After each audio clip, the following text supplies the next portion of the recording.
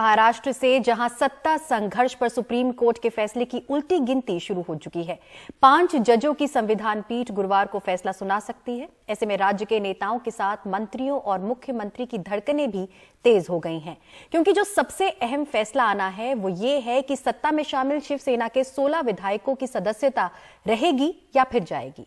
अहम बात यह है कि सीएम एकनाथ शिंदे भी उनमें से एक हैं और खुद उनकी विधायकी भी दांव पर लगी है। देखिए हमारे सहयोगी सुनील सिंह की रिपोर्ट।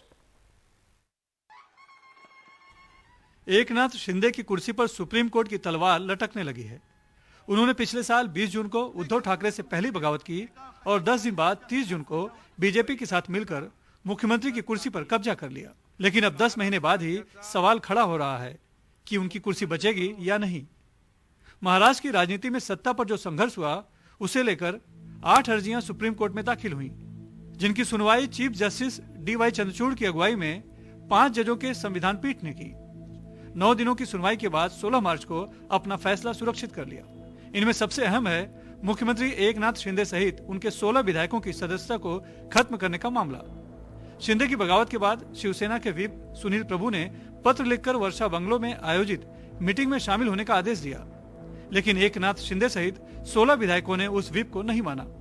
उल्टे सूरत के होटल में बैठकर ही सुनील प्रभु को व्हिप पद से हटाकर अपने साथ गए विधायक भरत गोगावले को व्हिप बना दिया। इस बीच ठाकरे गुट की तरफ से विधानसभा के उपाध्यक्ष नरहरि झिरवल को पत्र लिखकर 16 विधायकों की सदस्यता खत्म करने की मांग की गई।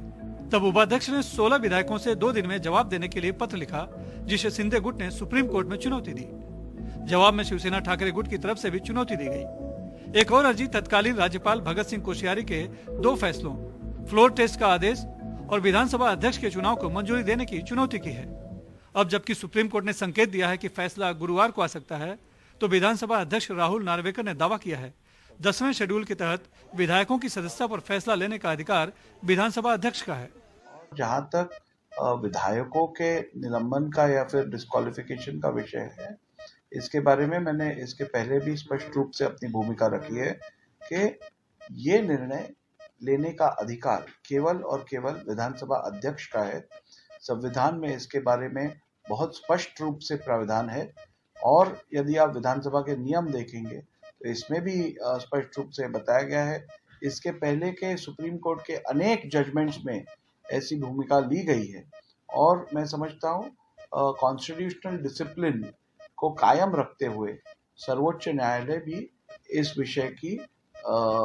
विषय को ध्यान में रखते हुए निर्णय लेगी, मुझे पूरी उम्मीद है। जबकि शिवसेना उद्धव ठाकरे गुट के सांसद अरविंद सावंत का कहना है कि ये संविधान और लोकतंत्र बचाने की लड़ाई है, इसलिए न्याय उनके साथ है। विधानसभा के अध्यक्ष को अधिकार है ना, कौन ना कहता है, लेकिन कब आपकी सरकारी संविधान बाह्य है, आपको चुनकर देने वाले लोग ही उनके ऊपर ही तलवार है। जिसने चुन कर दिया आपको अध्यक्ष कर तो वो 40 अगर बर्बाद हुए तो कौन अध्यक्ष कैसे हो गया आप? तो आपका अध्यक्ष पद को ही वहीं से ठेस पहुंचने वाली है, समझे आप। और जो घटना हुई है तब अध्यक्ष ही नहीं था, तो उपाध्यक्ष था।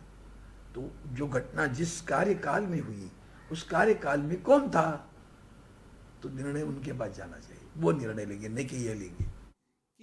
कानून के जानकार और वरिष्ठ वकीलों का मानना है कि मामला बहुत ही पेचीदा है और जरूरत 10वें शेड्यूल में निहित खामियों को दूर करने की भी है। ऐसे में जो भी फैसला होगा वो बहुत ही अहम होगा। क्या प्रेजेंट स्पीकर को अधिकार दिया जाएगा? क्या जिन्होंने नोटिस डिस्क्वालिफिकेशन निकाली है वो नरहरि झिरवल को अधिकार दिया जाए? लेकिन उनके बारे में आज भी नवाब रबिया का निकाल इंटैक्ट है। उसके मुताबिक जिनके अध्यक्ष या उपाध्यक्ष के खिलाफ अगर कोई नो कॉन्फिडेंस मोशन का रेजोल्यूशन पेंडिंग है तो उनको वो अधिकार प्राप्त नहीं हो सकता है। और इसीलिए क्या सुप्रीम कोर्ट इसके बारे में क्या फैसला देगी, ये कानून का अभ्यासक के नाते बहुत महत्वपूर्ण है। फैसला जो भी हो, दांव पर मुख्यमंत्री एकनाथ शिंदे का राजनीतिक करियर है। सवाल है या तो वो इतिहास रचेंगे या फिर खुद इतिहास बन जाएंगे। मुंबई से कैमरामैन प्रवीण रोहित और अशोक महाडी के साथ सुनील सिंह, NDTV इंडिया के लिए।